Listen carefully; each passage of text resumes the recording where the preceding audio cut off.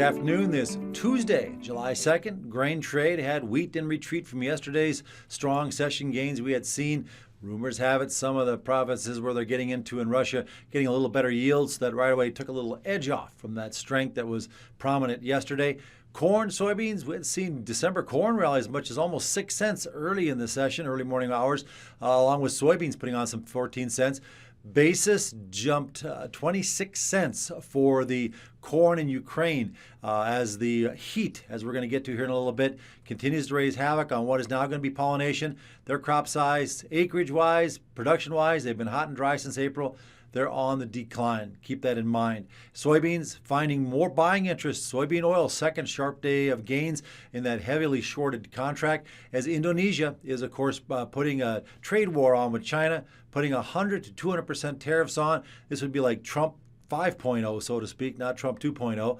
And of course, this means palm oil will not be sold to China, as China is going to retaliate with duties as well and tariffs. So we'll probably see a reduction of all this used cooking oil being dumped into the U.S., which many senators have asked to be looked into. And of course, the Biden administration is supposed to respond within 30 days, but then they'll always ask for an extension, it seems like. So, but this is something that's more prominent right now.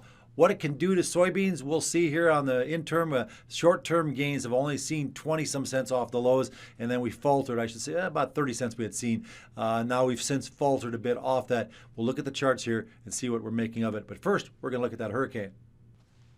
Hurricane Beryl, as of 2 o'clock this afternoon, they are projecting it's going to hit by Sunday here into the Gulf of Mexico against the coast here up along the Mexican line. And of course, there's many guesses of what it's going to do after that.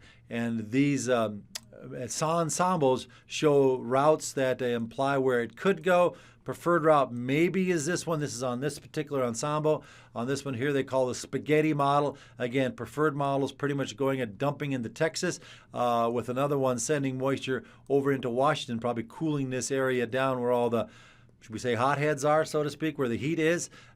Forecast for moisture right now, you can see on today's midday GFS, throws this moisture right up into Texas. Yet the rains don't subside much here in southern Minnesota. The forecast for rains into the areas of the drier Illinois, Indiana, Ohio area, who have been getting rains now, shows not to be as dynamic as you would have thought with some of those spaghetti maps that brought that moisture right in like this. So we'll see. This is a developing situation. Sometimes they go straight up and it just shuts off moisture. But, you know, that's going to take days to see here, because that's how these hurricanes are. 9 days out, and still, how do people die and don't know they're coming? I don't know. Beyond me.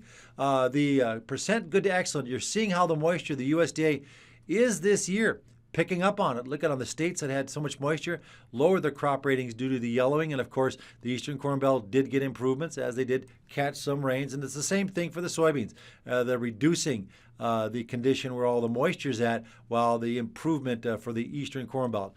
So developments will be, obviously, is it a year of too much rain that the USDA will monitor throughout the summer and not miss it like they did in 2019 and 1993. Now, the talk of the town should become, and it hasn't, and that is the dryness in Ukraine. Here is the country of Ukraine, and this dryness has been just persistent since April. This half of the country has just been left out. They've been given heat, but not much moisture.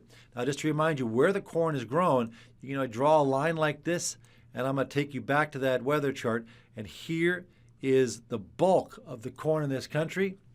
And yep, I just showed you that is the bulk of the corn. Remains hot and dry, and pollination is getting underway. That crop's going to suffer. Now the question is, will Zelensky have anybody left to harvest that corn, as he's conscripted even the young farm help, put them at the front lines? Heat, here is Ukraine. Well, this is the moisture anomaly, showing the lack of moisture here in this category here, just shutting off of all moisture. And of course, the heat continues.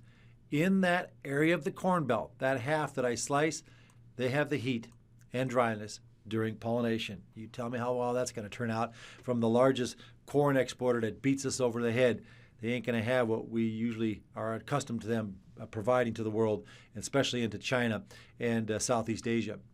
So what is corn doing? Well, a little minor pathetic 2-day bounce. Typically when you get a 2-day bounce, I suspect they'll sell it and we'll be off tomorrow. But the question is, can we get some basing going on down here above the psychological $4 range with September nosing into that lower $3.90 price on the weekly charts?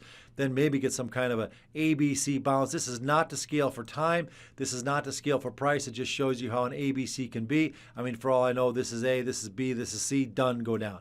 It's just we should get some kind of reaction here. You know, we look at the monthly charts, a lot of people bemoaning the possibility we are going to $3.50 corn here on the monthly chart. But we'll see. There is a strong possibility, and I showed you this in last week's video, that you can make a bottom when you break like this from May into July, into the first half of July. Something seems to develop that reverses these extreme optimistic ideas. We'll see. There's a better than 50% probability, so we're just going to have to expect something maybe could happen.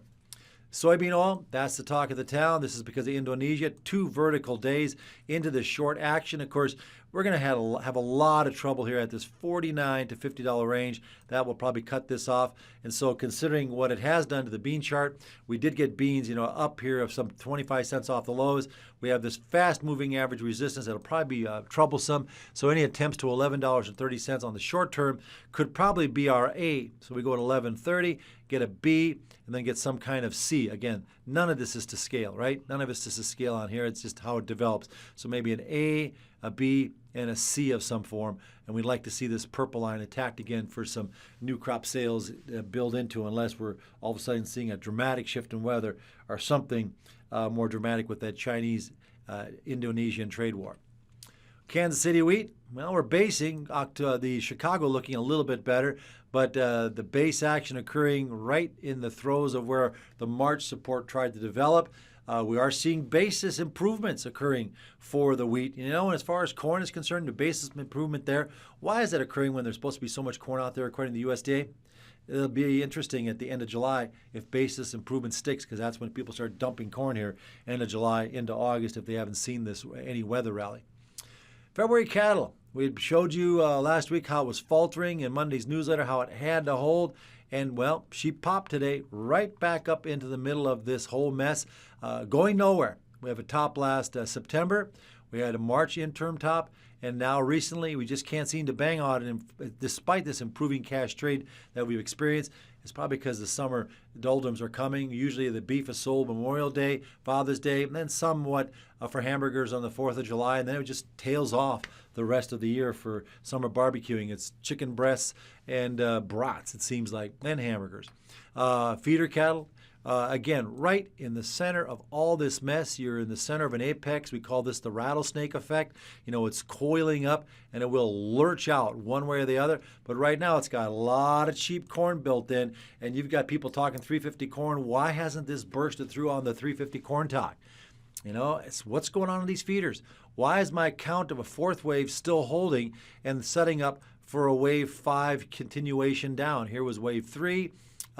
This was wave 2 after making a low. We had a bounce, wave 2, and now 3, 4, 5 should break, and it's just not happening in here.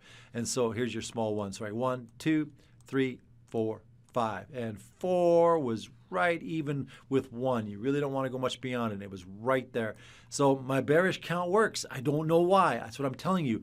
But there is a reason to suspect maybe the grains are going to turn here in a couple of weeks, and maybe it's tied to China, Ukraine, and the fact that Argentina, you cannot order any corn beyond October 2nd. They don't know how the second corn crop's going. It's a disaster from the stunt disease, and so you cannot get corn out of Argentina past October 2nd, even a bid. So something's going to help corn out. Maybe it's just observations. Why don't these feeder cattle lurch? Why can't they run ahead of the cash index? Finally, crude oil bouncing to our 78% retracement, hitting it to the T and selling off today. Is this it? We'll see. Hurricane Beryl is the reason we jumped up here over the last several days. Will it have to require a bunch of derricks shut down, oil rigs out in the Gulf Coast? Will it affect any production across the Gulf of Mexico along New Orleans coast? That's what the market's trying to determine. So that's what the spike was about. Any turn in Hurricane Beryl will have this market fading off and focusing back towards usage. This is Eugene Grainer from Heartland Investor Capital Management. Hope you find this information useful.